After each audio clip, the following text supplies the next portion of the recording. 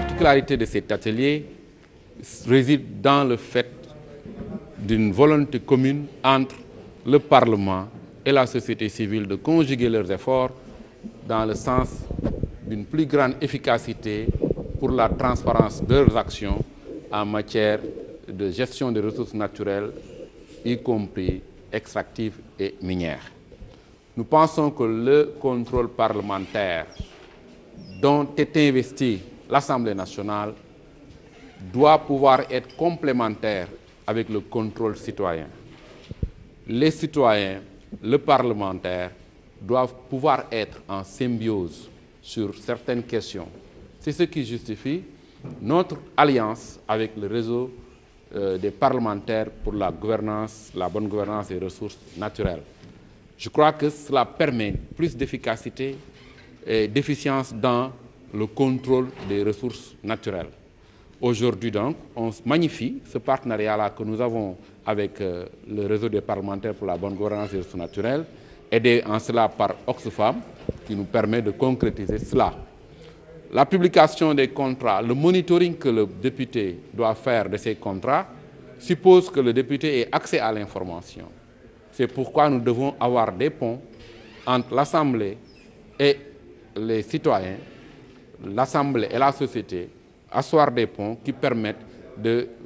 d'échanger des informations en matière de contrôle de la gestion des ressources naturelles, afin que ce soit une gestion inclusive, une gestion participative, ce qui est gage d'une paix sociale pour un pays comme le nôtre. C'est ce que nous sommes en train de corriger en établissant des ponts entre les institutions et la société. Quand je parle de la société, je parle des citoyens. L'Assemblée a un rôle de représentation et donc, pour jouer pleinement ce rôle, l'Assemblée doit être en contact avec le citoyen, je veux dire le député. Et nous sommes des relais des citoyens. Et en étant en contact avec le Parlement, particulièrement avec la branche du Parlement qui travaille sur ces questions, comme le réseau des parlementaires pour la bonne gouvernance des ressources naturelles, on corrige cette asymétrie d'information qui concerne la gestion des ressources naturelles. C'est pourquoi nous magnifions fortement cette ouverture du réseau des parlementaires pour la bonne gouvernance des ressources naturelles, cette ouverture vers la société, cette ouverture vers la société civile. C'est un partenariat gagnant-gagnant pour le Sénégal. Oui, je veux dire tout ça, s'il y a un bon link entre l'Assemblée et la société, cela permet que l'Assemblée nationale soit une plateforme d'amplification des préoccupations des citoyens. En établissant déjà le pont entre les parlementaires et la société à travers des mécanismes de coopération spécifiques comme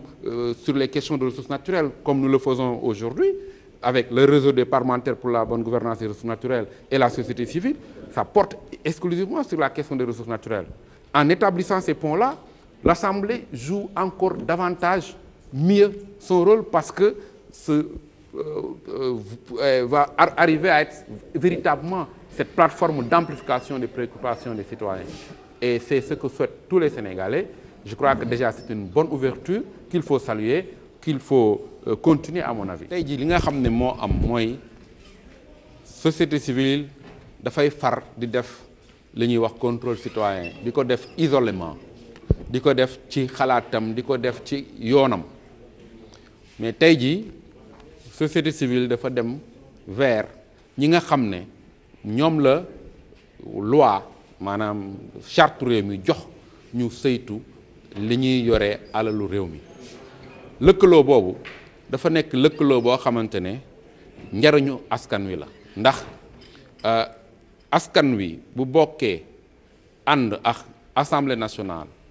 particulièrement ñi nga xam ne ci assemblée nationale ñoo organisé wu ne ñoom ñooy saytu lu jëm ci lépp lu ñuy yoree suñu meññeef yi muy ressources naturelles yi loolu defe naa day gën a tax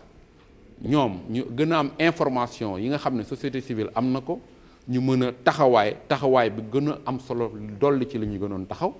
dina tax aussi société civile di mën am fu muy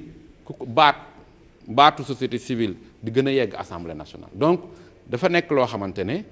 contrôle citoyen contrôle parlementaire yu complétante la daanam ñaari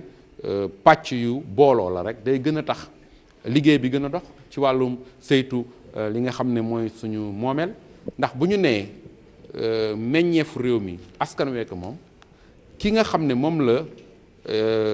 yoon jox d'abord pouvoir pour mu def contrôle boobu saytu boobu mooy assemblée nationale. dafa am nag yeneen xeetu saytu yoo xam ne citoyen ñoo ko doon def mooy contrôle citoyen maintenant contrôle citoyen bi ak contrôle parlementaire maanaam bi assemblée def mën na am lëkkaloo bu ci am ndax day gën a tax mu am efficacité ci ni ñuy contrôler loolu ndax député bi lu mu am volonté pour def contrôle boobu bu amul information yi ci war bu amul yenn disposition yi ci capacité yooyu mën na am contrôle bi mën na sooxe looloo waral Oxfam 3D ànd di jéem a fexe di jox information député yi di jéem a aussi leen tàggat ci nu ñuy defee saytu boobu donc muy partenariat gagnant-gagnant pour le Sénégal.